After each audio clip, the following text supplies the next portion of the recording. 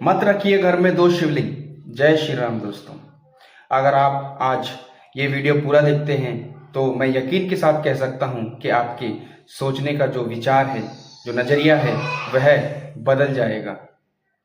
बहुत से लोग यह सोचते हैं कि घर में शिवलिंग कितने होने चाहिए और क्या हम दो शिवलिंग घर पर रख सकते हैं। इसका सीधा सीधा यह उत्तर है कि आप घर में दो शिवलिंग अवश्य रख सकते हैं।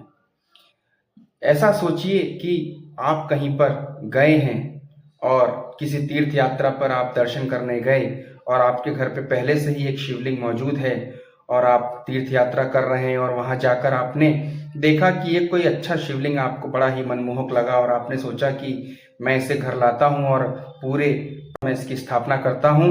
और जब आप स्थापना कर देते हैं और आप नित्य हर दिन पूजा पाठ दोनों शिवलिंग की करते हैं तो आपका दिन बड़ा ही अच्छा जाता है। परंतु एक दिन आप अचानक कहीं सुनते हैं कि दो शिवलिंग एक साथ घर में नहीं रहना चाहिए, इससे घर में कलेश होता है, प्रलय आ जाता है। फिर आप हर दिन सोचते हैं कि मेरे घर पे तो दो शिवलिंग है, जरूर मेरे साथ कुछ बुरा होगा। और इस प्रकार आप ब्रह्मांड को ये बार बार संदेश दे रहे हैं कि मेरे साथ कुछ बुरा होगा। और यकीनन एक ना एक दिन आपके साथ बुरा होता है और आपका ध्यान सीधा कहा जाता है कि मेरे घर में तो दो शिवलिंग हैं, इसी के कारण मेरे साथ बुरा हुआ है।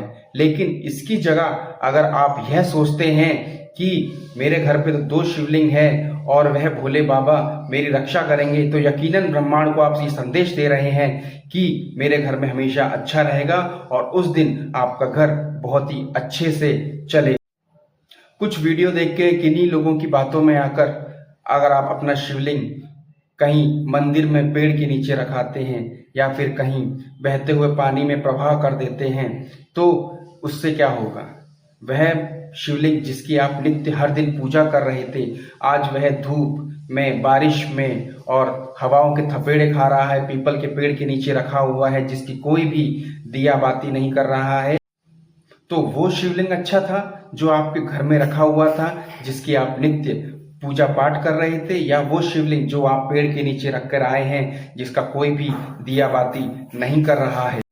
वो भोले बाबा जो एक लोटे जल से प्रसन्न हो जाते हैं और आपको लगता है कि वह आपका बुरा करेंगे। आपके मन में इस तरह से संदेह आ रहा है कि आपके घर पे अगर दो शिवलिंग हैं तो आपके साथ बुरा होगा।